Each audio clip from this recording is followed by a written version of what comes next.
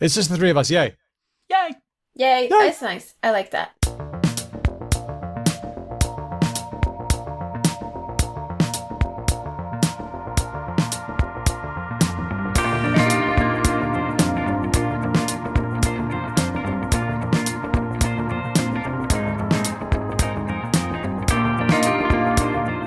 Hello and welcome to this bonus mailbag episode of Because Language, a show about linguistics, the science of language. My name's Daniel Midgley.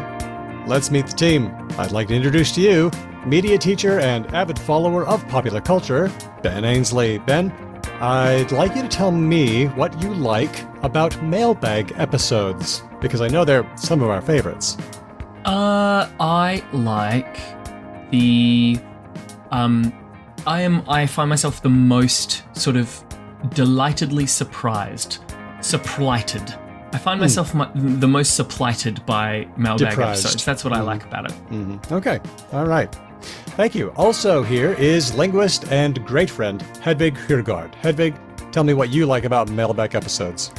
Oh, what do I like about mailbag episodes? I like that they have a little bit of a different structure from the other episodes. And I like to just I also actually like the surprise element. Like, people ask questions that we haven't thought of. And I think that I have thought of everything. I'm a bit of a megalomaniac. And it's good for me to eat humble pie sometimes and be like, I haven't had all the ideas. It's so tasty, so humble. Yeah. There's certainly a lot of things that I haven't thought of and that our listeners do, and so they send them to us. It's fantastic. And there are a lot of questions like that this time that I was able to really get into. Yeah, really crunchy questions that I was able to really bust out some skills. So we're going to answer them today. This episode is a bonus mailbag episode, and you're hearing it now as it comes out because you're a patron at the listener level, so thank you. You're keeping the show going with your ideas, with your conviviality on our Discord, and for your kind donation every month. And because of you, everybody else gets to hear regular episodes for free. So stay with us. Your support matters to us. Do we still release these to the public eventually? Yes, we do eventually. Do you remember, Daniel, or is there a backlog of like 10 of these things that you've forgotten to release? There might be a bit of a backlog of like 2, but that means the wait time is like buffer. 6 months instead of 3, but okay. Soon we'll be doing a potluck episode, so keep an eye on your Patreon notifications to find out when that's going to be. Everyone's going to bring their stories and their news and things that they want to talk about. So that's always a lot of fun, always very newsy. That's coming up. News. But are we ready for some mailbag questions? Yes. Do it. This first one comes from Lady of Nasrin on our Discord.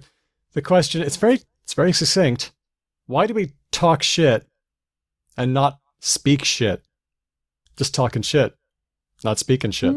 Is it? We just never say it. Is it because talking is more of a dialogue-y thing and speaking is more unidirectional?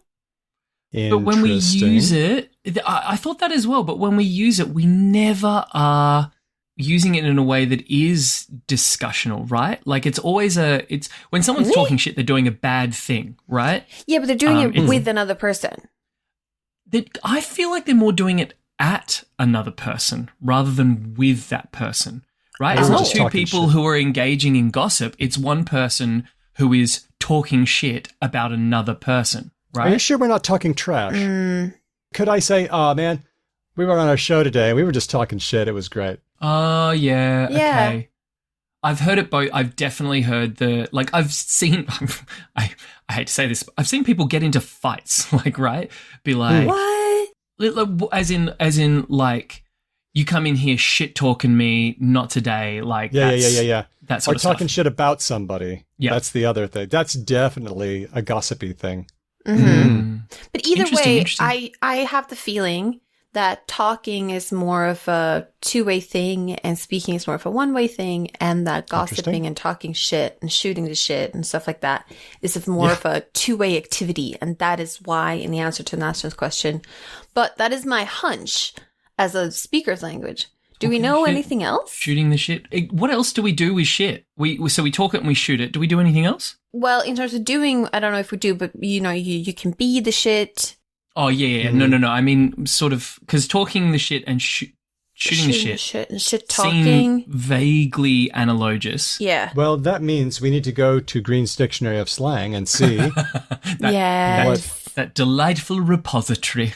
Okay, I'm looking up the entry for shit. I'm gonna share this. Surely that would be one of the biggest entries in this corpus. Surely. Yeah, I think it might be. Okay, here we go. I'm just scrolling down. Shit all, shit balls, shit breath. Shit breath. No, these are all like nouny things. I think you're going to need to Control F this one, Shit Daniel. lover? Okay. Find some talk entries. I'm interested in how some of these have hyphens and some of them don't. There we go. You can pick shit, that is to pick a fight with. You can make a shit to matter. You can poke shit. You can pull some shit on. You can pull some shit. Yep. I have that one, Ben. You can act like your shit don't stink. Yeah. And you can not know from shit. Oh, is that the same? I don't know him from Adam. Those are a lot of things you can do with shit. In our show notes, that'll be there. So now we know that there are lots and lots of phrases that involve shit. But Hedvig, did you ever, when you were learning English, did you ever have a discussion about verbs of speaking, like talk and speak and say and tell? Did you? Mm-hmm. What do you remember from that discussion? Plumbing the depths of year 8, maybe? Well, also so much of my English learning is incidental exposure and not implicit. In classroom. Yeah. So telling, and what else did you say? You say talk, speak, tell, and what else did you say? Say. Ooh. Well, say is entirely one directional. Feels like it. You don't say something with someone. And you tell a story, but you never say a story. Yes. But you say specific statements like, I said he's a cunt. Mm-hmm. And then you take an expression like, if I say, hey, talk American, that sounds different from, hey, speak American. Can you tell the difference? Like, how did those feel? Hey, talk American. Do they give you a different feeling? For me, the difference between in that particular sort of accusation is regional dialect. Right? Okay. So someone from the South would be like, you better speak American, whereas a New York Italian would be like, hey, now talk American already. It's always a good show when we do accents. Oh, I'm sorry, that's just that, because that is how you let's feel. flip it, right? If a New York Italian kind of guy was like, hey, speak American, it doesn't sound right? It does. They've got to be you got to be like, hey, talk American. Talk American. No, they're both speak American for me, and okay. I would love more chances to hear that. All right. I'll keep some in the holsters ready to go for this show. Thank you very much. Yep. Well, I feel like these words of speaking and talking, they take up different areas of semantic turf. We just use them with different words. So let's investigate the words. Whenever I want to know the difference between two words like speak and talk, I always look at the nearby words, right? So you know them by their neighbors, famously. That is correct. So I am going to just share with you some information from the COCA corpus. COCA. Now, for those of us who might not work as linguists, tell us what is COCA? Colloquial Conversational American, something like that. COCA is the Corpus of Contemporary American English, and you can find it on english-corpora.org. And I'll have this graphic that I'm showing Ben and Hedvig on our website, becauselanguage.com. It's sort of like when you want to Google a word, but you don't want to use Google. You want to use something that actually doesn't try and do anything smart. It just looks for that word in a bunch of newspaper text and novels and stuff like that. That's what that is. That's it. So let's take a look at the nouns that are likely to occur near the word talk. You can see that it's trash, nonsense, and smack. Okay. Smack. The word bout is in there as well, but that's... As in about? Yeah, that's a mistake. Talk about it. Yeah, okay. Is it a mistake, or is that just how some people use that? No, people do say, what are you talking about? But it's taken the word bout, which is a noun, but it's acting like a preposition, right? Yeah, so okay, cool. they've mislabeled that. That should be in the prepositions because that's what everybody's doing. But we can see how you talk trash, you talk nonsense, you talk smack, and you talk shit. So there's, that fits right in. Talk is what we do with kind of vulgar things. Mm-hmm. But then with speak, the nouns that come nearby are language, speak a language, word, voice, and truth. Those are the words that occur nearby. So basically what we're figuring out, right, is talk is like is gutter and speak is bougie. You talk bad things and you speak bougie things. I might be wrong, but this still confirms my two-way, one-way hypothesis, because these are all like speak your truth, speak with your own voice. Speak truth to power. Speak truth to power. They're all like one person doing it at someone. Whereas talk nonsense, talk smack, I don't know, they sound like more like dialogue-y activities. I would put it to you that both talking nonsense and talking smack are pretty one-directional, right? Like it's a person just running their mouth. Right. Kind of. I don't know what it means. I just know that that's what we do. We said when it's something that we're I would agree with sort of, I think this is where Daniel was going, and I would definitely agree with it. One clearly has fancier friends than the other. Like that's without sort of debate, I think. One is very much in a vulgar space, and the other one is sort of almost like not just neutral, but like above neutral, right? It's quite high status.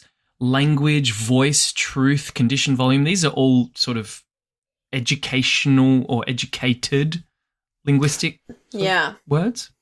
Let's take a look at the adverbs. The adverbs that are likely to occur near talk are openly, nice, loud, loudly.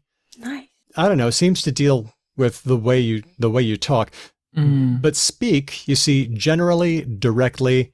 Notice how you speak publicly, but you talk privately. I think that's very interesting. Oh. Don't know what's up there. Softly. So, and notice how you're more likely to talk loudly, but you're more likely to speak softly. That could be lexical. I don't know. Oh, well, no. See, I think this further reinforces this idea that one is sort of like, you know, brash, vulgar. You don't do vulgar things quietly. You do them loudly, right? When you're talking shit, you do it like with volume. And I noticed that loudly does appear with speak as well, but it's further down the list. Yeah. And notice also the adverbs like endlessly. This is with talk. Endlessly, nonstop, excitedly, incessantly, candidly. It seems like when we talk about talking, we're talking about the making sound, whereas with speak, sorry, Hedvig, were you saying that speak was kind of a two-way thing for you and talk was a one-way thing, or were you saying the opposite? I think you were saying the opposite. I was saying the opposite. I was saying the opposite. But I am okay with being wrong. We are gleaning. Humble pie. Well, we can glean. Yum, yum, yum. It's okay. But talk is loud and speaking is careful. That's the feeling I get from these words. But if we looked at a different corpus, we might get different results. To answer Lady Nazarin's question, why do we talk shit and not speak shit, is because when we're being brash, nasty, vulgar people, we talk. And when we're being high-minded, erudite, philosophical, like thinkers, we speak. Or at least that's how we tend to use the language. I'm just gonna flip it and fuck with people now. Like whenever I want to be like really vulgar, I'm gonna be like, come here and speak that shit to my face. Let us know how that goes. Let us know how often you're in situations where you're openly aggressive and in conflict. I'm a high school teacher. Oh, yeah, that's comes true. up. Thanks, Lady of Nasrin. Let's go on to our next one. This one's from Skirt the Norm on our Discord. Does anyone want to read this? You've got the run sheet just like I do. Yeah, so Skirt the Norm on Discord asks, is it keep out or stay out? It's keep out of trouble, stay out of the fridge. They seem sort of interchangeable to me. Or is it a regional thing? I don't know. I know that at like construction sites, those little signs, they usually say keep out, right? Keep out. As like resident media teacher, I will say that in like fictional media, the keep out sign is like elevated to like trope status now, right? Like if you've got kids who are like out at night and they come across a fence, right? It's always going to say keep out. It will almost never say stay out. And both of them are something like continue to, like keep out, like you are outside, please continue to do so. Stay out is like you are out, stay there. That's right. Right? So they're a bit similar in that way. Like, please continue what you were already doing. just not being in here. And this is kind of lexical. I mean, if I invite you to choose either keep or stay, and the next word is doing something, would you keep doing something or stay doing something? Keep. How about awake? Which word would you choose? Stay. awake. So much, you do it 3 times. How about calm? Stay. Stay calm? Stay calm. I know you can say keep calm and and continue praising the queen. So that brings me to something that I was going to put forward, which is I agree that there is an element of regionality to this, which is what Skirt the Norm said in their question, right? So I can, for instance, Skirt the Norm says stay out of the fridge as an example, but I can very much imagine a speaker of a regional dialect kind of being like, you best keep out of that fridge, right? Okay. Yep. All right. Let's talk about the words. Keep is a really old word. We see it in Old English where it means a lot of things, but it especially means to hold on to something or someone. Which is where we used it as like the architectural structure, right? Like the That's right. part of the castle and all that sort of thing. That's exactly right. Oh, yeah. But then by the 1300s, we see keep plus adjective. So the bee keeps clean. That's 1340. This trader kept him close that night. That's 1430. We don't really see keep verbing, keep going, keep doing, until the 1800s. So this is a really new formation. Stay, for its part, is a bit newer, only since the 1300s. It came from French via Latin from a word meaning stand. And then by the late 1500s, we see stay with adverbs like stay up, stay away.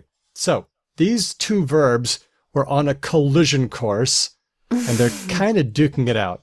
Yeah. I reckon, well, if that's the case, though, because that's several hundred years that they have been in direct conflict now, perhaps this is just, I don't know how many instances there are of this. Is this just going to be one of those things where through sort of convergent evolution, we've just got these two words and we kind of use them? Or maybe it's going to end up like talk and speak from the previous question, where we're going to have like a strong sort of set of uses for one and then a different set of uses for the other along some sort of differentiation. Well, I think two things are going on. I do think these words are duking it out because if you take a look at the Google Ngram corpus, I took a look at keep out and stay out, and their popularity has flipped recently. So keep out was more popular until about 1990. Now, stay out is more popular. This process was slightly earlier for stay out of there and also stay out of trouble. Interesting. Interestingly, keep out of debt and stay out of debt about equally popular. So keep is losing ground and stay is coming up, but that's not happening everywhere uniformly. This data comes from the Globe corpus, which breaks things down by country, and you can see that keep out is more popular where it's darker. Great Britain, Ireland, Australia, New Zealand, and some other countries. What's LK? I wasn't sure what LK... It could be Sri Lanka. I'll check. Kuala Lumpur? Yeah, please. Sri Lanka! Nicely done. There you go. All right. Very impressive. So that's keep out in the British English countries, but you can see that stay out is more popular in the US and Canada and then some other countries. Singapore, Malaysia, Philippines. So this does appear to be a little bit regional. And in fact, if you break the Ngram results into British books and American books, you can see that, yes, stay is rising in all countries, but it's doing it in the American countries earlier. So America's at the head of this change. So that was a fun little thing. It's partly that keep is losing ground to stay, but it's also it's partly regional in some ways. And there you have it. That's fun. Wait, what's TZ? Is that Tanzania? I think that one is Tanzania. Yeah, TZ. We've just invented a new game for Hedvig, which is like guess the countries based on code. letters. Tanzania, yeah, it is. This is a great. This was really great, and also thank you for showing those maps because it also reminds people that there are English spoken in places outside of the UK and the traditionally conceived of Anglophone world. So thanks to Skirt the Norm for that one. Let's move on to Fiona. Our Discordians are asking us lots of questions. This one's from Fiona on our Discord. Hedvig, you read the last one. Ben, do you want to read this one? Is it my turn? Mm-hmm. Alrighty, our next question comes from Fiona on Discord. Has anyone done any research into why so many acronyms are exactly 3 letters long? I was thinking about this recently. This is good. Independent of this. How bizarre. Fiona, get out of my head. This is good. Well, what did you come up with? I think that... Hold on. I just need to figure out what I think. I reckon that in the Anglophone world, we have a thing for 3s that doesn't necessarily exist in other cultures. I'm not convinced that it's like a pan... Like you know how certain cultures will have certain cadences and rhythms informed by things like what their musical tradition is and all that kind of stuff. Okay. I have a feeling that in the English-speaking world, we just have a bit of a thing for like a bap, bap, bap kind of cadence. So that's why it happens a lot. Because 2 just feels a bit short, and 4, unless it turns into a true acronym instead of an initialism, doesn't work very well. So the NDIS in Australia, for instance, is like just a pretty crummy and unwieldy initialism that like doesn't sound very nice. Whereas the TSA is just rolls off the tongue. Let's just have a think about if this is true, because I was thinking about it, and we were just talking about country codes in that Google Corpus thing, and they're traditionally just 2 letters is the ISO standard that most people use, and that's also the one that come up in domain name. So probably Sri Lanka's websites are .lk, Sweden is .se, and Australia is .au, etc. So they're 2. UN, EU are 2. 2 is probably, if 3 is the top, then 2 is a strong contender. For second place. Second. Well, you're absolutely right. Before we can answer the question of why are there so many 3-letter acronyms, we have to say, are there that many 3-letter acronyms, or is it possible that there are more 4 ones? If only someone had done this research. Daniel? I fucking scraped Wikipedia's... Yes! Yes! Of course you did. God. The list of all acronyms. They have a list? It goes over 26 pages. And I'm going to post this on our website. Holy fucking shit. God. There's almost 11,000 of them. Some of them I had to go to, because CD, that was, I think, the most common. And it's got a separate page. So I scraped that and put that in. Whenever it said, see the entry for this, I went there. And you ready? Yeah. I'm pumped. I'm excited about acronyms. Look what you've done to me, Daniel. I am excited about the spreadsheet. I saw a spreadsheet. I love somehow a good made spreadsheet. it more nerdy. I love a good There it spreadsheet. is. We all do. Out of these 11,000 some acronyms. Yeah, okay. So three smashes it. Absolutely smashes it. Yeah. So let's do this for the listeners. Okay. 2-letter acronyms, there are about 2,500 of them.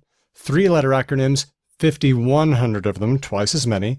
By the time we get to 4-letter acronyms, there are about 2,000, so back down to 2,000. And then... And it tapers off severely after there. Yeah. It really does. There's about 1,100 5 letters and up. So it's true, at least according to the Wikipedia pages for list of all acronyms, and that's a biased list, and I took it as it was. We can take issue with it. Yep. But yeah, there's a lot more 3-letter acronyms than anything else. Wow. The question is, why? Why? I just feel like we've got to, because as much as we've fought against pedantry for a long, long time, I'm sure some people are listening to this and it is doing their head in. We are using initialism and acronym interchangeably for this. Oh, yeah, that's right. Statement. Sorry.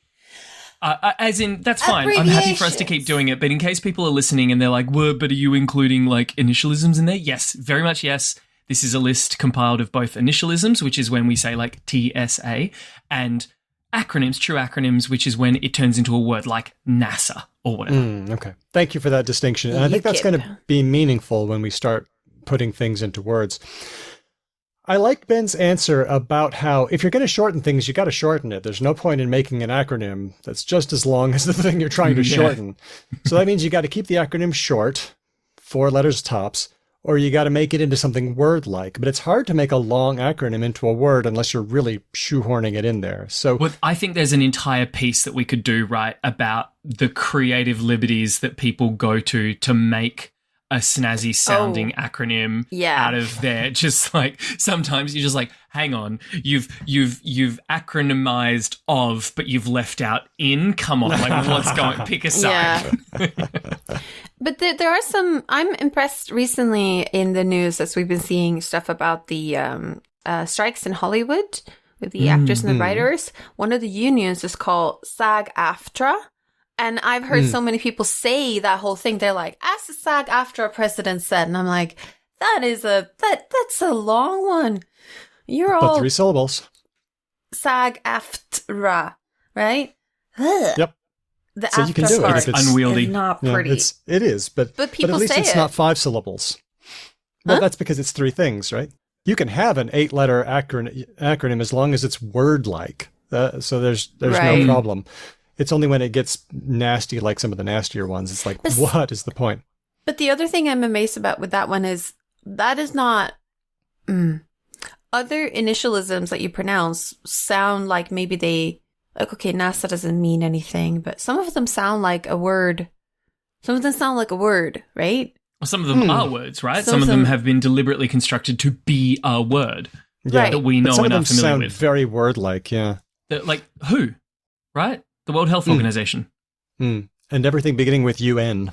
Like lots of things like that. UNESCO. I think there's something else at work. A lot of names for things just are 3 words long.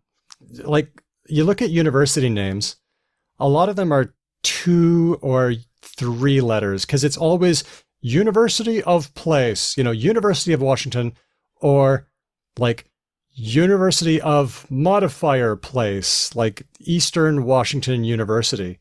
And they don't tend to go for more than like 2, 3, or 4 letters because that's the way we structure information. We go thing of modifier other thing. So I swear to everyone watching that I did not plan this at all, but have you seen my t-shirt today? It's the yes. Australian National University. Yeah, there you go. Place modifier thing. I mean, that's university, so I am kind of cherry picking, but I think there's something about the way that we structure the names of things and then also how long we're willing to let an acronym get. If it's like 10 letters, we'll probably just do the Russian thing where we say, instead of, uniform society, we'll just say UNSOC or something like that. I see.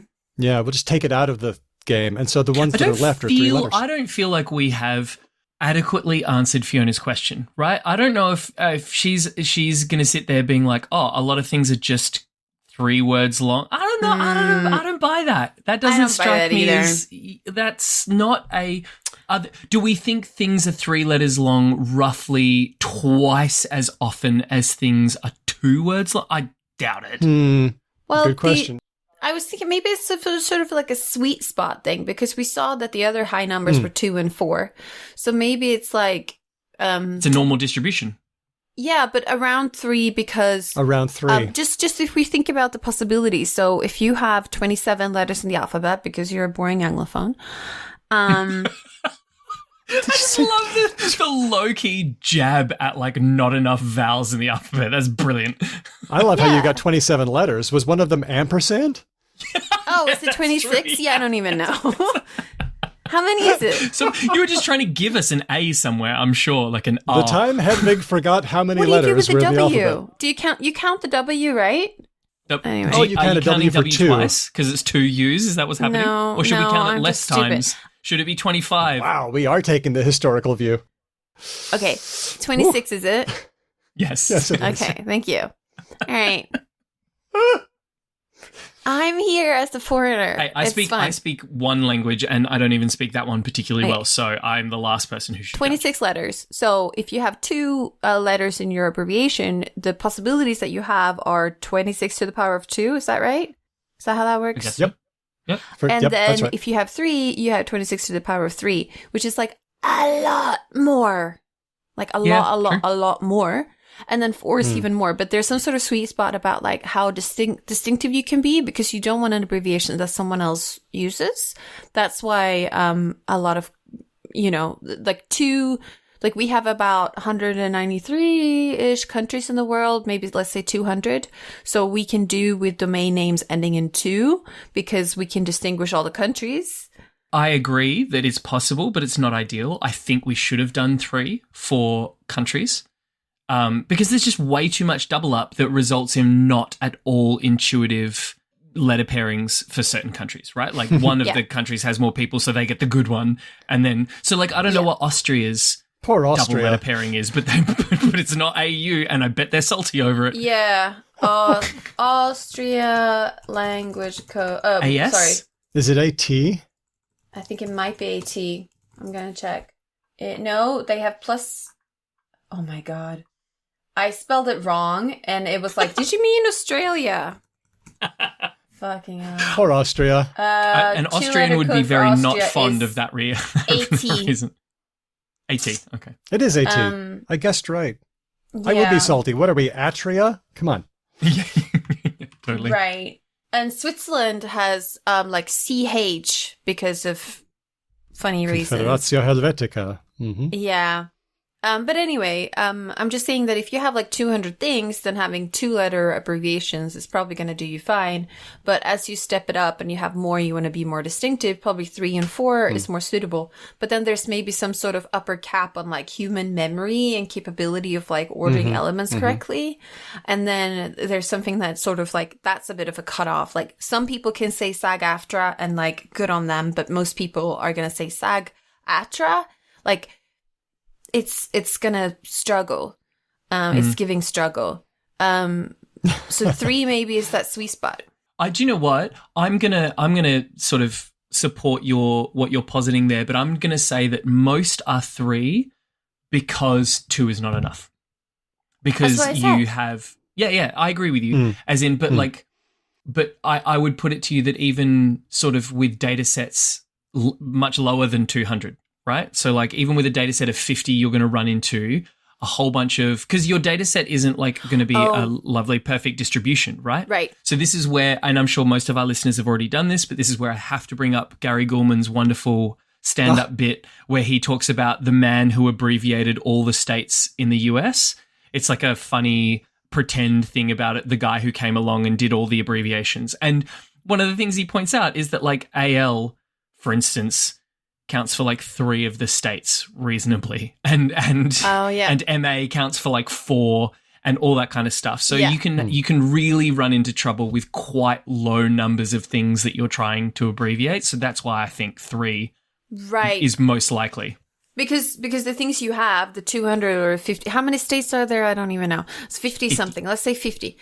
I'm clearly not good at knowing numbers of things, but what you're saying is that like Alaska and Alabama, the things you have are not going to be like the random uniform distribution of all the letters. Some things are more common. So like Maryland and like Minnesota and Mississippi and Massachusetts are all going to be like, oh, those sound like MN to me. And as we just saw with Australia and Austria, both of them could be like, I'd like AU, please. Okay. So there's a number of things going on here. 2 is great, but there's only so many combinations. 3 gives you a lot more. But there's also cognitive limits on how long a name is allowed to be and what people are willing to say. So I think that shrinks us down to like 3 or 4 letters. 2, 3, and 4, they're just perfect, and that's where the bulk of it is. Yeah, I think it's genuinely, it would all be, I reckon 2 would be the winner if 2 did enough of the work. Yeah. So then we've gone into 3, and then it just starts tapering off from there, because not even just for cognitive limits, but like we get what we needed from the 3. Right? Yeah, And then the stuff that the 3 doesn't handle, we do a bit in 4, and the stuff that the 4 doesn't handle is like, well, fuck, there's just like crumbs after that point. So there's not enough possibilities for 2. 4's getting a bit long. 3's a sweet spot. I agree. Yep. Thanks, Fiona, for that one. Okay, let's take a break and hit our favorite game. We've got a couple of them from our listeners. Are you ready? All right. I'm playing 2. Ben and Hedvig head to head.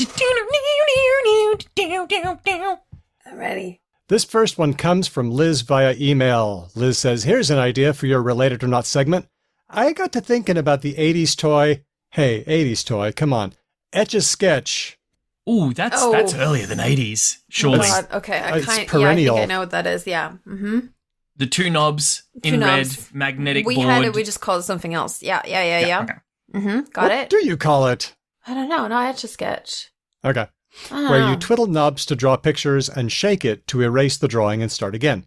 It made me wonder whether the words etch and sketch are related or not. What do you think? Oh, this is a tricky one because the low-hanging fruit here is the yes, right?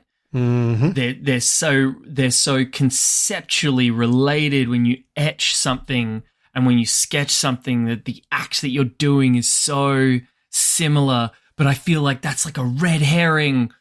Oh, this is a tricky one. Or is it?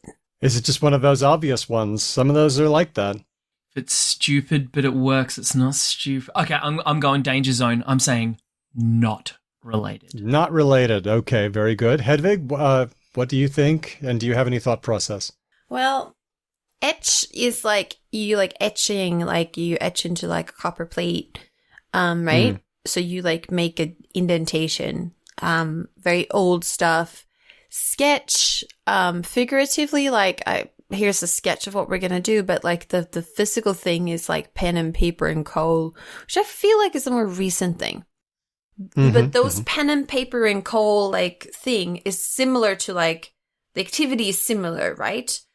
I'm saying very obvious things here, but I'm thinking. Yeah, they're kind of. They describe the same kind of thing, and they sound the same.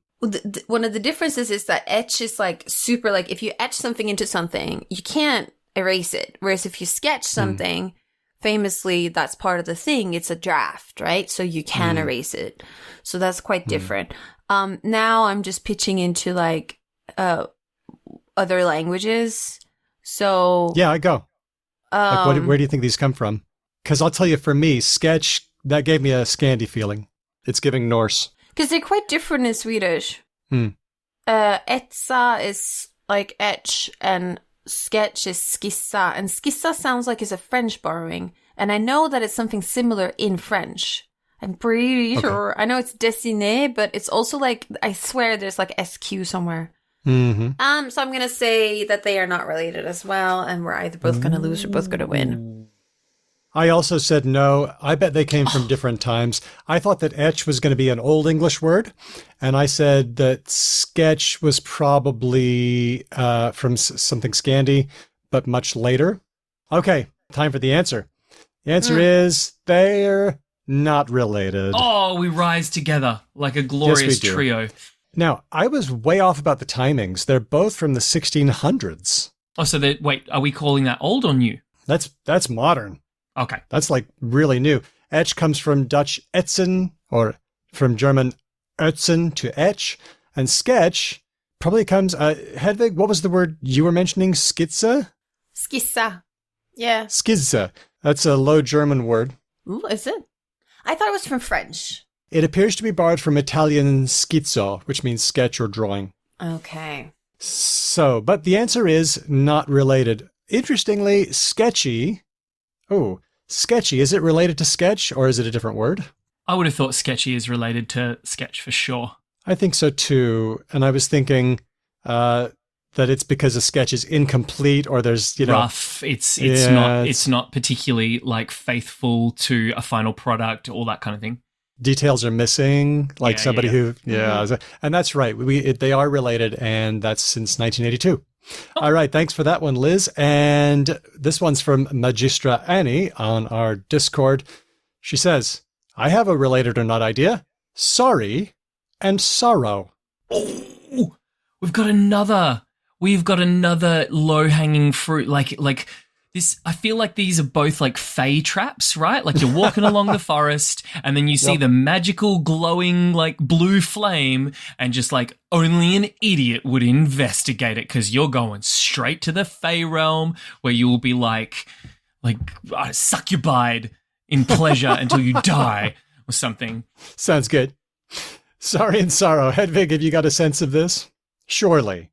Surely these must be related. Oh, the way you said that.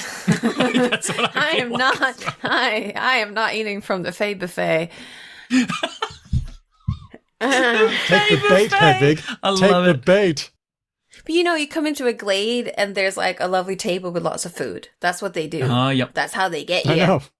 Don't eat the food. Don't eat the food. Okay, sorry. Sorry and sorry. The thing is, sorry looks and sounds like it's a shortened version of something else. It's just a little bit of sorrow. Just a little bit. Is sorry, hang on, can I ask well, actually, I can't ask a question because that's cheating and that's not how the game works, but I have an inkling that sorry, despite what we might imagine, is actually a very recent word, historically. Yeah, it looks like it, doesn't it? Interesting. It's so so it's got the Y, it's got all the little baby signs. It's so interesting as well because you would imagine my brain is like any word that is in the first 15 words that you learn for a language when you're going to a country should inherently be a very, very old word, right? Surely people have been saying sorry or some version of that in that language for a bajillion years. Okay. But I feel like we were either saying something else or maybe we were just never apologizing ever in the English. No, you're saying something else or doing something else. But if you do something a lot, there's also the theory that things happen to it. Okay. Words multiplication, you say very rarely, so it's long and funny and weak. Right. But to be, you say a lot. Okay is the same thing, right? Monster. It's one of the most used articles of speech, and it's also super new, super young. That's right. That's right. 1830s. Okay, I'm gonna put my thing out there. I'm going to do the opposite of what I did last time. I'm going to say this is related. I'm going to do the same thing. I'm going to eat from the feast. The Fey buffet. The Fey buffet. These jelly tarts are simply delicious. Whoa, what's that giant glowing thing? Yeah. My answer was no, because you're asking the question. All right, fair enough. Well, it turns out that Magistra Annie wrote us the answer as well. Here it is. Sorry and sorrow are technically etymologically unrelated. You sup from the buffet and now you get devoured. Hang on. 1 second. Yes. I can't help but notice that you kind of used a couple of pretty big qualifiers there. So what is the technicality that is required to make us wrong, essentially? Would you believe she goes on to explain? Good on you, Magistra Annie. I say technically because sorry ended up assuming its vowel sound because of influence from sorrow, but their root words are different. Sorry comes from words to do with pain and hurt, whereas sorrow comes from words meaning sad and grief. Magistra Annie continues, I could use some backup source checking, but I heard I'm sorry to express sympathetic remorse has been around since Beowulf, and I'm sorry as an apology is only as old as 1807 by Jane Austen. Okay. Wait, what you just said didn't help me understand fully. Okay. I'm also in the same boat. So what vowel did it borrow? So obviously it borrowed the O from sorrow. So did it have a U beforehand? Yeah. I was wondering about that too. So I looked it up. It seems that sorry comes from Old English sarig, S-A-R-I-G, and it's a word talking about pain and distress, physical and mental. So this would be like he was feeling very sorry for himself kind of usage, right? Because when you're feeling sorry for yourself, you're not apologizing to yourself. You are experiencing distress. Well, in this one, yeah, so you're in pain and then you feel sorry. He had a very sorry demeanor would be like another usage. And also you felt sore. Sore is another one that's related. Oh, okay. Sore, sorry, yeah, gotcha. Okay, but sorrow comes to us from Old English sorg, and that had an O sound. Okay. And so because those two words were kind of similar, they grew together. So sorry with an A turned into sorry to be more like sorrow. There we go. And sore. Fascinating. So the sorry one seems to be like pain, and then the sorrow is like sick. They both go back to words meaning sick eventually, but different words. Yeah, I was thinking the Proto-Indo-European root for sorrow is sverg, and it means to be ill or to take care of. How do you have a word that means to be ill and to take care of someone who is ill? It's an early contronym. That's Maybe weird. because you're sick with them. Maybe that's why we say, I feel sorry for you because I'm taking care of you and I'm feeling your pain. Speaking of contronyms, because I know this is for our Discord listeners first, I really, really liked, and I can't remember who said it, when contronyms came up in the chat the other week, someone mentioned that sanction is actually not really one, as in, like yes, I guess technically in its usage, but really what's happening is sanction just means declaration. So you can declare something is forbidden or you can declare something is acceptable. And I just thought, oh, wow, that's really clever that a person actually thought about that. So whoever you were, who hopefully are listening right now, you're a clever cookie, and I thought that was really cool. It was Ben, not the host one. The much smarter, better one than the me. other Ben was smart. I didn't mean to do that, I promise. It's true. It's not like I'm just going through and looking at all of Ben's posts, you guys. I actually am doing it. Yeah, I was going to say, that sounds exactly like what you're doing. Well, thanks to Liz and thanks to Magistra Annie for giving us a couple of great games. You can give us a related or not, but let's try to not make them all like, you won't believe that these similar words are unrelated. Yeah. We got to throw in some yeah. curly ones too. All right, let's move on to our next bracket of questions. This one's from Pity Rosporum on our Discord server. They say, one useful thing I've learned from Talk the Talk / Because Language is to resist prescriptive impulses because prescriptivism is often racism or classism in disguise. One of my kids, age 10, is a kind soul but thinks a little rigidly and is showing occasional prescriptive tendencies. It's biscuits, not cookies. Sorry, I gave that kid the mean kid voice. Kids, anyway. This is how children work, right? How do children... Well, let me finish the question, then we can talk... We can talk this through, but I'm wondering if anyone has any kid-friendly resources on why linguistic prescriptivism is a problem and language diversity is welcome. Articles, books, videos, anything that you found helpful. Thanks. This is how kids work, isn't it? So I think all three of us are about to say, like, kids go through various phases that manifest as kind of jerky behavior, right? Because it's true, right? Like when they figure out a rule and they figure out, so my son is the king of this, and it's probably because I'm not like a particularly patient dad. So when he feels like he's got one on me with like the rules and stuff, so if I forget to turn off a light or if I use unkind language, you know, any of the things that are sort of frowned upon in the house, he will rule lawyer me real fast. And I think that's not uncommon with children. I don't think that this person's child is necessarily doing that, but I think there's a whole spectrum of reasons why kids, when they figure out something like this, they go, oh yeah, like I know, I learned this rule. I get this. And it's a sense of control, right? Because most of the time, adults are just like, do this, do that. And you ask like, why? And they're like, it's just, I don't have time. You have to do this. And, I mean, you, as a child, you have control over very few things in your surroundings. You don't get to decide when you eat. You don't get to decide when you go to bed. You're like constantly being pushed around. I don't know how this person is as a parent, but I'm just saying like, and for the good of children, that is sort of how most human upbringing works. We tell them like, don't go out into the street. You have to go to bed now because I will control you so that you do not destroy yourself because you will. You have to eat something now because you're grumpy. Yeah. I know we don't sort of rep Noam Chomsky for like linguistic reasons, but in a non-linguistic talk, he was talking about how like parenting is one of the only morally fine forms of totalitarian governance. Like there has to be some level of just like shunk. Yeah. And you can try, like, my parents explained a lot of things to me. So they were like, you can't go into the street because you'll get run over and I'm afraid I don't want you to die. Like, and sometimes my mom would say that it got a bit annoying because I would ask for reasons when it was like, we're in a very rushed situation and I don't have time to explain to you.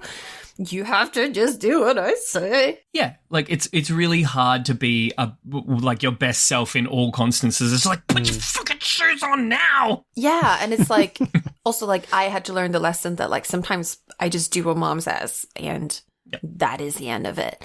And when you as a child learn a rule, it may be in school. Like when I was working as a substitute teacher, there were some groups of kids who were like, in our classroom, we have insert arbitrary rule. Like we always put our right hand up, not our left hand, or like whatever it is. Like they had some sort of rule. And if I would break it as a substitute teacher or another child, they would be like, like it's happening. And I was like, look, it's just one day out of the week. You're regulars. You're just not here. You guys can. Can I ask a question, Hedvig? Yeah. You are living in Germany. Yes. Some people in the world have no qualms with jaywalking. Oh, yeah. Then there are Germans. Oh. So what noise do German children make when you jaywalk? I don't know because I've never tried it. So in Germany, are you from another place that is also like a not a jaywalking place? I knew about this before coming to Germany, and I knew how socially frowned upon it is to walk when there's a red light. So for context for people who have been to Germany, there's a common belief. I don't know if it was like a public social campaign or something, but there's a belief that if you walk when there's a red light, if you walk and a child sees you, they will walk and they will get run over and you're responsible for their death. It's like a proper, it carries significant, more significant social weight than you would anticipate if you come from basically anywhere else in the world. It really does. And I was told about this rule before I came here and I've never broken it. Certainly not in front of a child. Maybe like late at night when there are no cars. Maybe I've done it.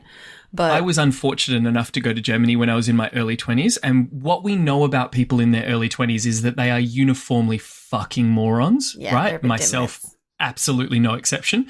So I didn't know any of this. I was just like a stupid tourist being a stupid tourist. And I jaywalked in front of like a whole elementary school class who were like going on a trip somewhere, you know, like holding hands, double file, all that kind of thing.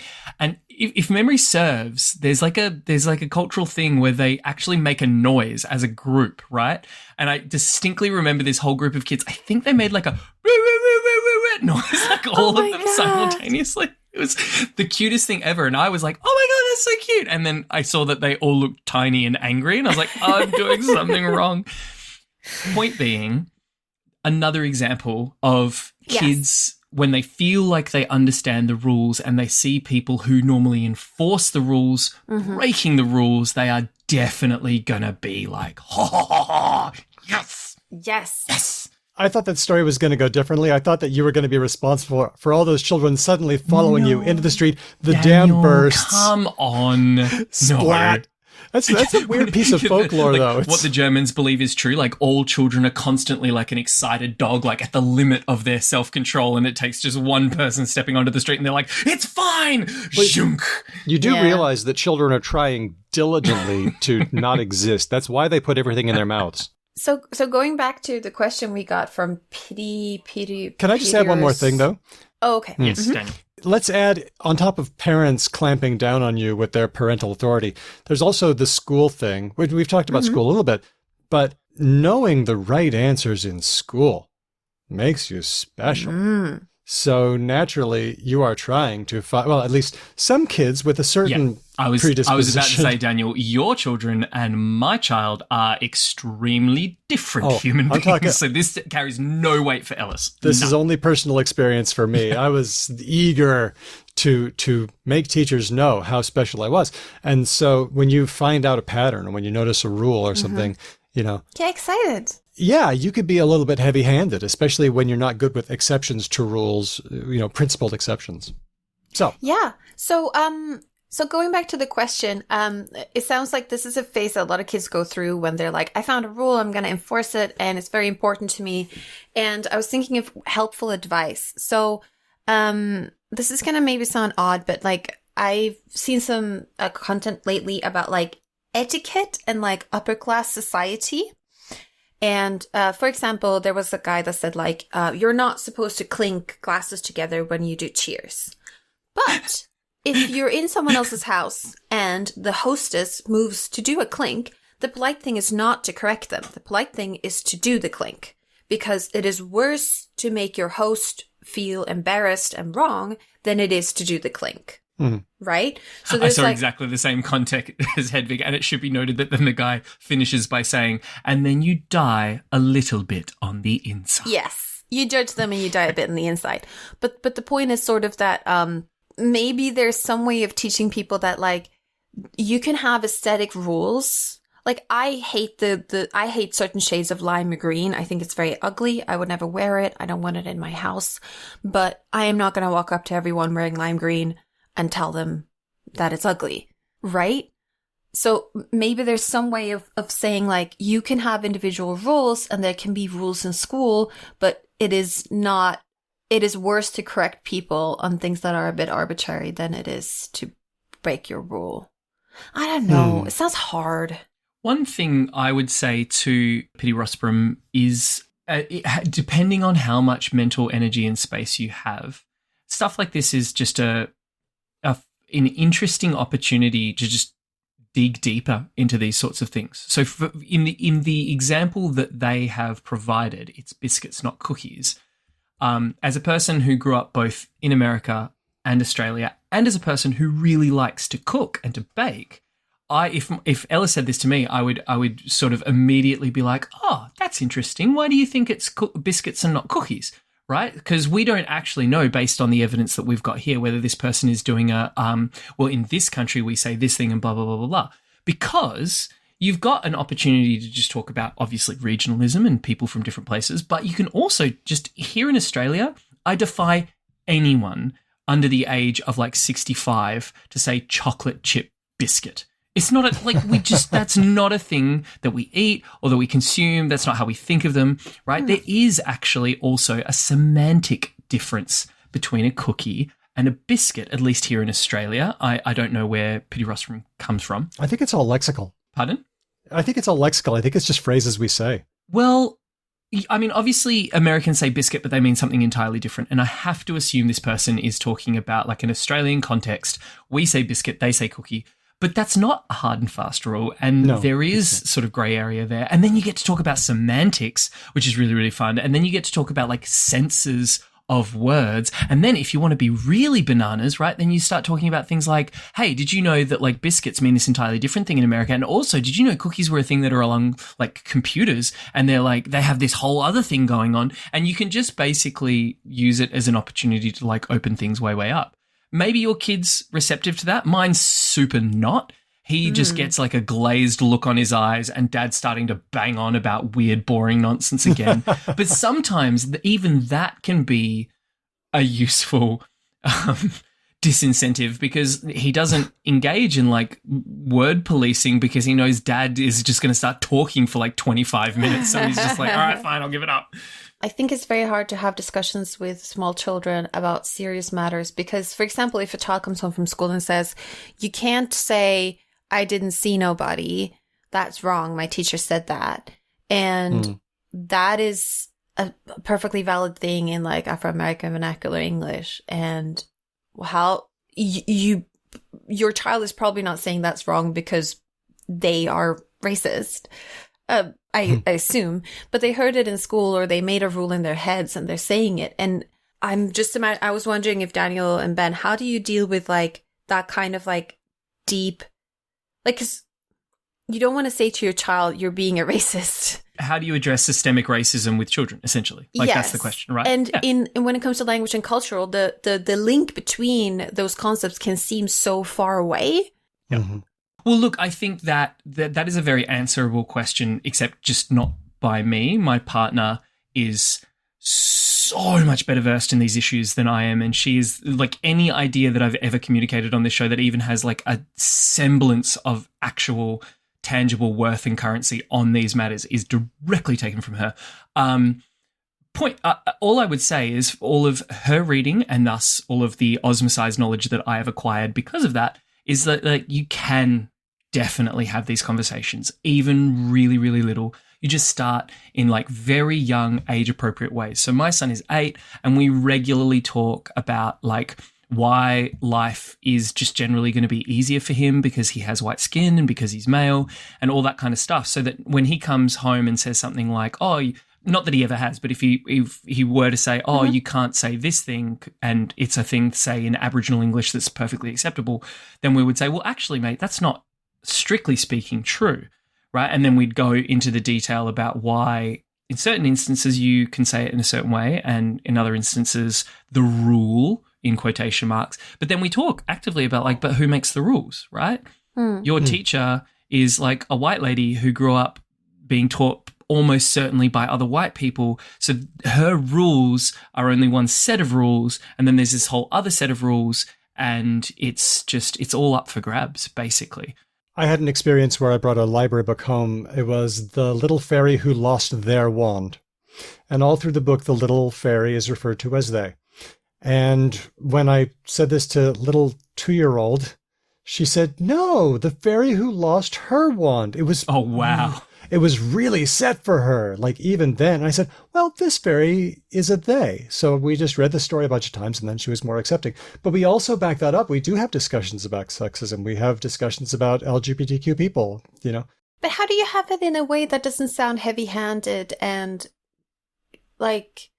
I think some of it should sound heavy-handed, first of all. Okay. So some of it should be heavy, but not all of it. But like and certainly the younger they are, the less heavy it needs to be. You just keep it light and short. I think maybe not heavy-handed, but like children can understand. Yeah. I think keeping it light and short, like as short as that explanation that I gave was, or, you know, sometimes it's like, did you know that like if your mom lived 50 years ago, she couldn't be a doctor? They didn't let girls be doctors because of sexism. Whoa! And then, you know, just that short. And then you brought in the discussion and the relevant terms. And it can happen. I will say this to Pity Rosborough as well. If your kid is age 10, which you say they are, I think you'll be really, really surprised at the level of adult understanding that is capable there. 10 is definitely the age where you can start bringing in some pretty surprisingly serious, heavy or just complex notions. A 10-year-old can wrap their head around a really surprising amount. Assuming you have, you know, like a good relationship with them and you've done a lot of groundwork about discussing complex or difficult things. I would love to see how surprised you are that like things of a very significantly complex nature can be handled. It's true. Let's talk about resources. Lauren Gaughan, our pal from Superlingo and Lingthusiasm, has a list.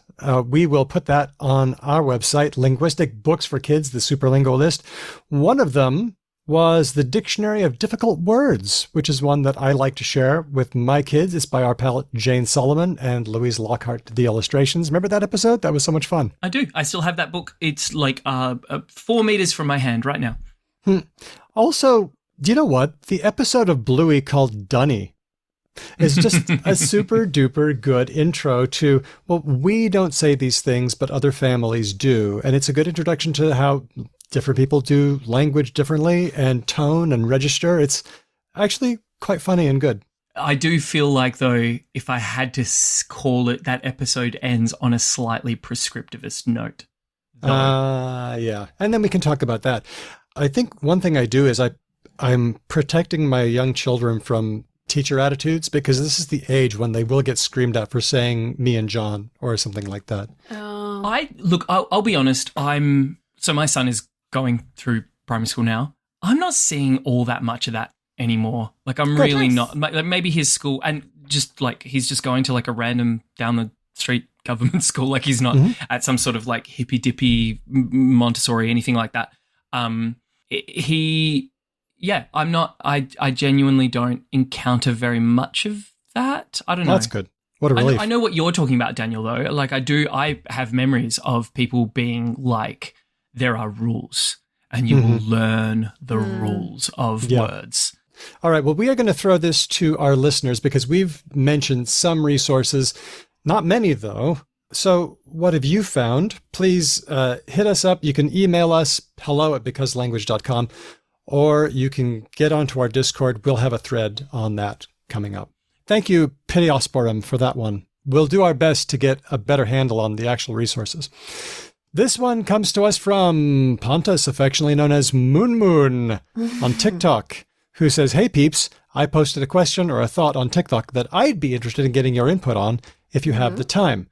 Now, Pontus is duetting a video on TikTok where someone is talking about folk etymology, which is kind of like a notion that a non-linguist would have about the origin of a word. That's folk etymology. And Pontus says, as a layman linguist, that's really strange to me. Because the way I understand it is like etymology is just what is the origins of a word? Like, where does it come from? So, like, folk etymology would just be a part of it. That's the way my brain wants to think about it. So, if this would, let's put it like this: if this would have happened like for a word that's 1,000 years old, and this happened 500 years ago, it would just be etymology. There wouldn't be any distinction. So why do we make a distinction in modern times? That's what I can't really understand. First, and most importantly, Pontus has a exquisite voice. I just had to put it out there. He just read a washing machine manual to me, my man. I will listen. That is just what an oaky timber. Oh, sorry, had to note delicious, it. Just delicious. Sounds great. All right. We like it when people send us audio of them talking, not just Pontus, but just about everybody. So there's a couple of things. Etymology has been the pastime of the idle-rich nerds for a very long time. And in the last dilettantes 80 years, it's been more of a scientific discipline. So it is true that further ago in time, what we might today describe as folk etymology was just etymology. Like, people did science bad and good in olden times. Sometimes they got it right, sometimes they didn't. Folk etymology, the way I've seen it used, is for when people sort of make up origins that make sense contemporarily, but that when you apply a more rigorous scientific method, you can find out it's not true. So case in point, maybe, what's a good one? Handburger? Fornication under the consent of the king, right? What? That's one of the most common folk etymologies ever, right? What are you talking about? So, the folk etymology, the famously incorrect folk etymology for the word fuck is that it is an acronym that stands for fornication under the consent of the king. Right. Okay. Which is not true. That's There's weird. That's a folk etymology. There is no data that would suggest that is a thing that but means it is, that. So folk etymology, just like with other folk things, it's usually laymen or amateurs who make up something, and we call it folk etymology explicitly when we think that it is not true. And Pontus is sort of onto something, because when a layman comes up with a true etymology, we don't call it folk etymology. We call it etymology. Right? So it's right. Yeah, so we're saying folk is wrong, like people are wrong and people suck. Which is unfortunate, because didn't we have someone on our show recently who was talking about this? The idea of like folk things should not be thought of as bad things. Yeah, I think that's the good point here. I'm a big proponent of that, especially like folk art. Like, a lot of things that I think are really cool in the art world are like folk art and are like not proper art because they haven't gone to university or whatever. But unlike art, with language, we have some rigorous methods of finding out the etymology of things that are quite tried and true. And unlike art, there is like a bit of a, not like perfectly objective, but there is a bit of a gold standard that we can compare to. And we call it folk when people just, yeah. So what should we call it instead, do you reckon? When it's incorrect etymology? When it is not backed up by any evidence, and there's strong evidence to suggest it's a completely different thing. But it's so Instead much of folk, fun. Well, it's called folk now. I don't think we have a choice, Ben. Yeah, but we want to shift and change our ideas, right? No, like, I think we want to. Because the thing, who was it who was talking to us about this? Misetymology, disetymology. Oh, I like that. Maybe instead of trying to change the words we use, maybe it would be better to think better about folk etymology and to think of, like, I've been reading Fixing English by Anne Curzon, and her thing there is that we typically think of prescriptivism as terrible and bad and classist, and it sometimes is. But the prescriptive tradition is also a part of the story of English. You know, talking about English, thinking about it, making decisions about how it should be.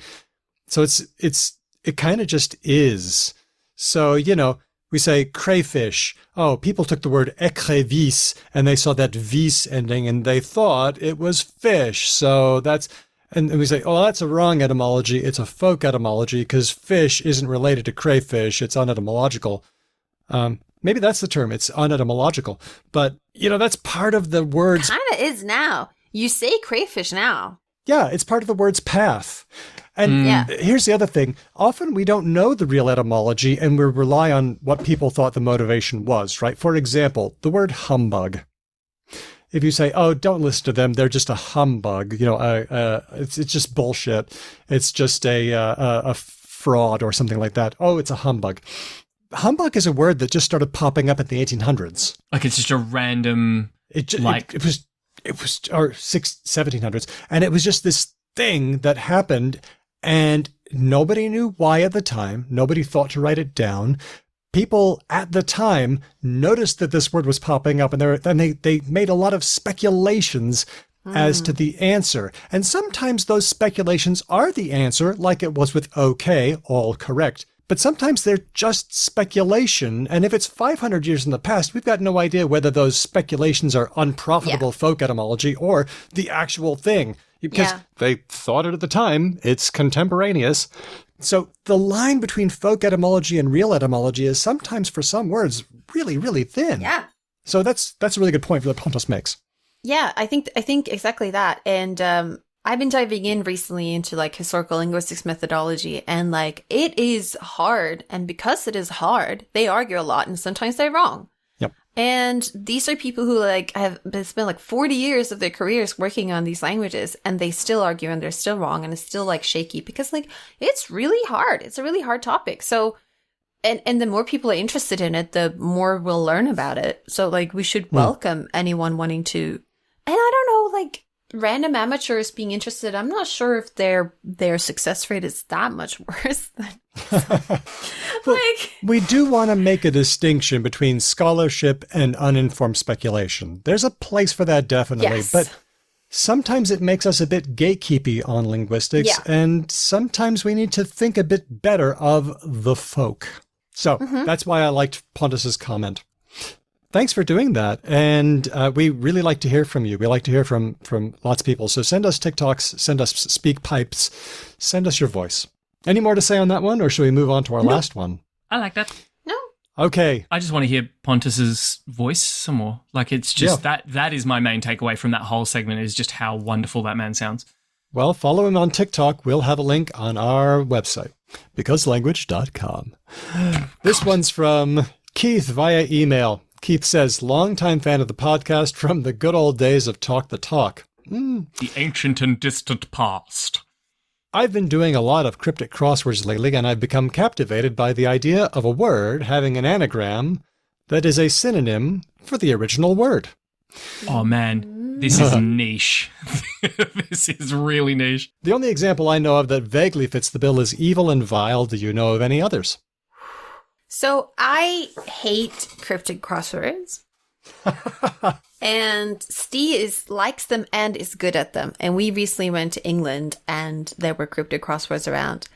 And oh my God, he would ask for my help, which I hated. And then he doesn't need your help. Like, no, and that's not he a dig on you. That's just he doesn't. Did you know one time I tried to solve a crossword in Swedish and he helped me?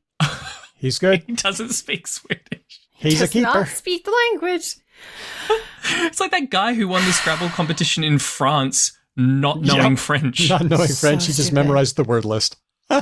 Anyway, so and I know that there are a lot of like conventions in cryptic crosswords where it's like there's something and then there's the word like in, and you're supposed to understand that one of the things is inside the other, and it's all this like meta language. It's a game. So this is the thing that I think a lot of people, I don't love cryptic crosswords either. I spent a hot second in my teen years getting sort of into it. And like Hedvig's alluding to, it's just there is a game, and like all games, there is a set of rules, right? And those rules are a little bit fuzzy, but not hugely. And just like learning Sudoku, right? Where you get your little heuristics and you figure out how things like sort of tend to match up and play out, you will sort of quickly get a bit of a handle on cryptics. And I anticipate that all the people who are big fans of cryptic crosswords are essentially gambling addicts, right? They get a little dopamine hit when they get the thing right, and they go, ooh! But there's about 50 of those hits spread over like an hour. So like once every 30 seconds, they get a little ooh, ooh, and that just keeps them there going. But Hedvig and I, we don't get the little dopamine hit because we don't do them. Stop. This is not about cryptic crosswords. This is about anagrams. Right. So do we know any? No is the answer. Do you want me to go ask Steve? Oh, well, okay. I'll take any that Steve has. You want to go? Right. Want to go ask him? I feel like this would be a game that crew members in the Star Trek universe would play, right? Like they would sit around a table because they're all such clever clogs, and they'd be drinking their synthahol, and they would be like going, who can tell me any anagrammable contronyms or like anagrammable like synonyms and all that sort of thing. Okay, here comes Steve. Hi. Hi, Steve. Hello. Hey, Steve. How nice to see you on a day like today. You too. How's it going? So We are well. Yes, you're here for a job. Okay. The question is, anagrams are synonyms, so evil and vile. Oh, yeah. We want anagrams we that are synonyms. had one the other day. You did? The clue was tender name expressed differently. Oh, God. Come on, Daniel. Wait, so It's a synonym for tender, and then you can rearrange the letters of whatever that word is into another word that means the same thing. We want a synonym for tendon. Tender name. Tender. Oh, so tender, like meat is tender. Yeah. Okay, that's what we want. And then we have to take something about a name and rearrange it differently. God, you have to take the entire tender name, right? Yeah, it's an anagram of tender name. Tender name. Oh, okay. That means tender name. Yeah. Oh, interesting. Okay, tender name. I remember this one. Expressed differently. How many letters? Same. The letters of tender name. No, 9. Yeah. A tender name expressed differently. It's a pet name. It's a mate. No. Nope, I haven't got it. Yeah. I have to. What is I think I remember it. Can I say? Mm-hmm. Endearment. Oh, nice. Okay. Very Endearment. nice. Very nice. That's lovely. I bet Steve got a massive hit of dopamine when he got that one right. Yes. All right. Well, thank you, Steve. You're welcome to hang out. That's the only one I know, so now I'm going to leave. Bye. Okay. I emailed Keith back saying I could remember parental and prenatal, so that was pretty good. What? That's not synonyms. No, not really, is It's it? Because if you're prenatal, I'll give it to them. And then Dan on X said angered/enraged is another classic. That one's good. That's a good one. That one's good. I It's a like good one. that. So that one's really good. I decided to hack up a little script Oh, that would find anagrams. okay. Now, God. can you guess the way that I found anagrams? Like if you have a word list, how would you find out which words are anagrams? Oh, did you use the the negative values in like semantal type thing? So like if you've got like a semantic association list, if you go far enough away, does it become an opposite? First of all, he had to just find anagrams, Ben. That's the first Just one. anagrams. That's right. Well, that's easy. Isn't that just like take these Scramble it. letters and jumble them and then run it through a dictionary, and anything that is a word, put on a list? Well, here's what I did. I took a word like accordion and I said, just rearrange the letters into alphabetical order so that it becomes A, C, C, Smart. E. Okay. Smart. That's the word's signature. Now you go through all the rest of the words in the word list, and if any of them have the same signature, they're anagrams. Yeah.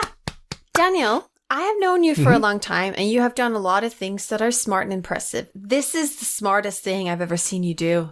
What? Okay, hang on. For those of us who don't code regularly, play that out a little bit, because Hedvig got it very quickly because she plays with code a little bit more than like the average bear, I would smart. assume. Okay, so you take the word accordion, right? Take a and you smaller rearrange word, the letters so Daniel. that the letters are in alphabetical order, which literally just spell it out for me. What's the alphabetical order of accordion rearranged? Oh God. Let's see. ACCD. ACCDION. It's ACCDINOOR. Okay, so that's not a word, right? That's not a word, but that's the no, word's but it signature. creates a thing called a signature. I decided to call it that. Okay. And then you take all the other words in the word list and do you the look at same. their signature, and if they match, you found an anagram. Oh, I see. Do you That see the is brilliance? actually really, really smart. Yeah. Mhm. I'm backing Hedvig. That's the smartest thing I've seen you do. Yeah. That's really clever. Picking you guys for co-hosts. Did you come up with that yourself, or was this Slack Overflow? I did. No, I did. Wow. Yeah, I did. Hang on. Did you run it past a son? No. Okay. This was all me. I'm just making sure there's no stolen valor going on here. Why does everybody think that I can't? Okay, so, and then I just looked through the entire list. This was the boring part, and just saw what was going on. I'm going to show you some that were maybe interesting, but not very. Abode and Adobe, Okay. I get Okay. it. You make abodes out of Adobe. That's cool. aspire and praise. Oh, I liked assistant and Satanists. That was fun. That is fun. Bedroom and boredom seemed more like a comment rather than an actual, anagram. Calligraphy and graphically, that was fun. Mm-hmm. Would anyone like some oceanic cocaine? Okay. So, I think Chunda and Churned are pretty good. yeah, just read out any that you think are interesting. Despair diapers. Sounds pretty accurate. Glisten and Tingles, I enjoy. Yeah. Mutilations and stimulation. Does that sound, enticing? I like no. homeowners and horsewomen. Oh, Heavy, can you please remind me to tell you about a book recommendation based on that at the end of the show? Okay.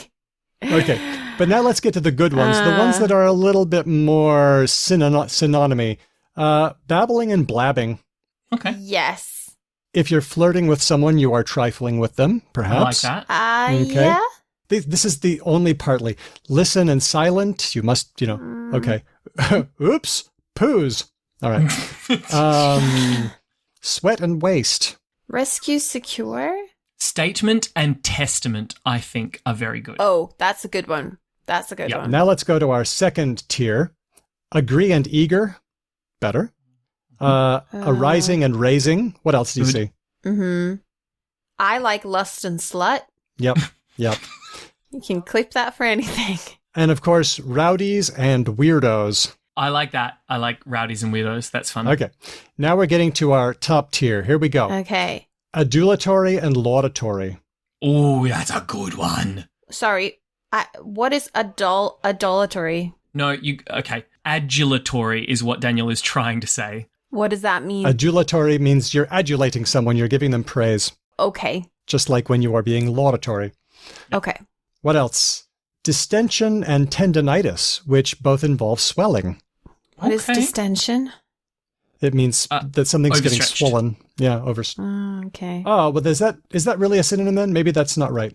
No. Distension, something is distended when it has been sort of either bent past its point, gorged past its wherever its normal status is. Distension is when it's gone beyond that.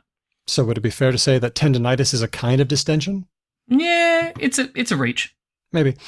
I liked impregnate and permeating. I like it too. When you impregnate a sponge with some. That's Yeah. good. That's good. Yep. And then this 3-part thing, parental, prenatal, but also paternal, which I think missed paternal's out on. better than prenatal, I've got to say. Yeah. It is. It is. Of course. And then, finishing up, deductions and discounted. Another very good one. I'm going to put my script up on That's so fun. on the show notes page, and also the list. You can look through my big old word list, and you can see what you think are the best ones that maybe I missed. So that'll be up on so much. the episode page for this episode, becauselanguage.com. Oh, I almost forgot erections and secretion. Maybe I Oh. shouldn't have. Let's end it there. Ending on a hard note. Well done. Oh, gross. Thank you. So gross. Well, I'll stop that. Well, a big thank you to everybody who gave us ideas for this show. Also, a huge thanks to the team from Speech Docs who transcribes all the words, and most of all, our patrons who keep the show going. You all are legends.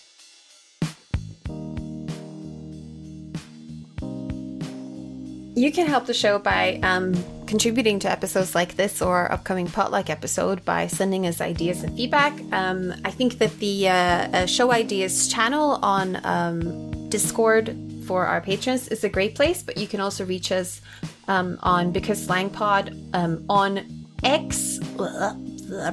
Okay, guys, we've got it. When you go to the website, you type Twitter still. We can call it Twitter. It's still the thing. I didn't know. You don't have to. But did you know you can rename apps on your phone? I know that, now. yes. I just renamed it Twitter because I was like, no. Fuck right out of my life. I'm just surprised that both of you are like kowtowing to the new. Like, you don't have to call it what Elon wants you to call it. It's no, okay. but I think it's fun to make fun of him, so I like to say it so I can like. See. Oh, right. Okay, we're a big slang pod on lots of things. I feel like there's a big of a war going on. So like, there's co-hosts, there's Blue Sky, and there's Mastodon. There's lots of things, and we'll see where we end up. We're gonna follow where people are, and it doesn't to me seem like what I want from my new microblogging social media website is programming and data science and cats. Which means that a fellow director at my, another director at my institute, Richard McElreath, wherever he goes, I'm probably going to go because that's all of his content. So he's a good... Cool. It is, literally. And cooking. I like how there's multiple sites. I think it's great. I don't think it's great because I get stressed by multiple platforms. I just want to go to one place and I want everyone else. I want all my friends to be there and I don't want to go to lots of places. I know what you mean. Yeah, but maybe that's just what like WhatsApp and Discord are for now. You know, we're back to like forum days of internet. Anyway, this is the segment, this is the reads, and I'm going to say thank you to everyone. And if you want to reach out and contribute to our show with content, look at whatever thing you're on and write Because Slang Pod, and we're probably there. You can also go to our website, becauselanguage.com, and leave us a message on SpeakPipe. I think that Ben would love it if Pontus did so. I just listened to it over and over. That would be my go-to-sleep podcast. Yeah. And you can send us an email, hello@becauselanguage.com. And if you want to help out the show, a great thing to do is just tell a friend. If you like the show and you know someone else who likes languagey things and who would like to be along for our little chats, then tell them about our show and they might listen. Also, consider becoming a patron because you'll be helping us to pay the bills, transcribe our shows so that they'll be readable and searchable. In how many episodes has Hedvig mentioned disliking lime green clothing? I think it's at least 2.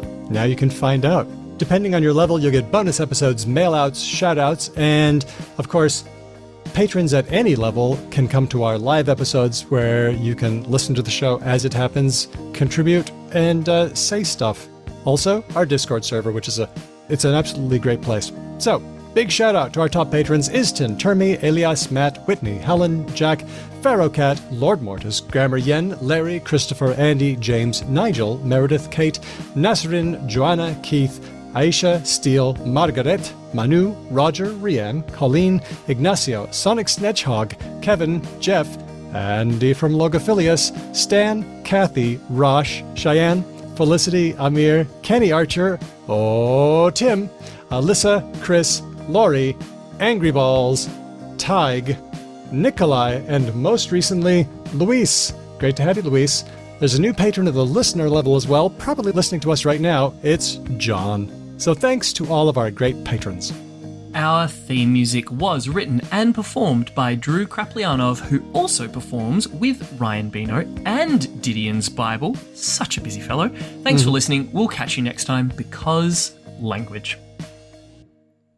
Beep, beep, beep. Yay. Have we checked to see if both of those bands are still active? Ryan Bino, no, but Didion's Bible coincidentally just dropped a new album last week, so check that out. So I was in Finland in a fun Everyone's play. favorite. Yeah, Finland's lovely.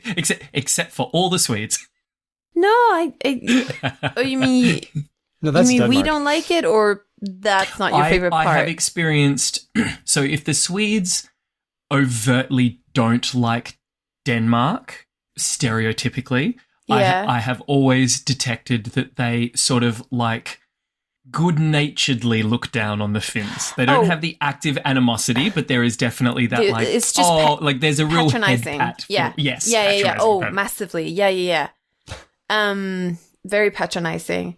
But it's Finland's really similar to Sweden, like how the cities are planned and design wise and how things work. So like being there, I was like, yeah, they speak a funny different language, but like I get it. Like I get how this. Totally. I walk into a place that I'm like, the social sort of democracy stuff is very clearly. Yeah, and like they also have this like 60s like functional buildings, and like I was like, I understand this, so it's nice. But and bonus, their language just kind of sounds like birds tweeting. So they also say, I've learned a pragmatic phrase that they say a lot, which is "noni," and it can mean indeed, it can mean you say. It can mean get so many out of here, things. like that sort of thing. Nonni, maybe. Yeah, I don't know. Does it keep the conversation going? Is it one of those little cues that you do to keep them talking? It can be. It's an incredibly versatile little thing, and I think it is very, very common.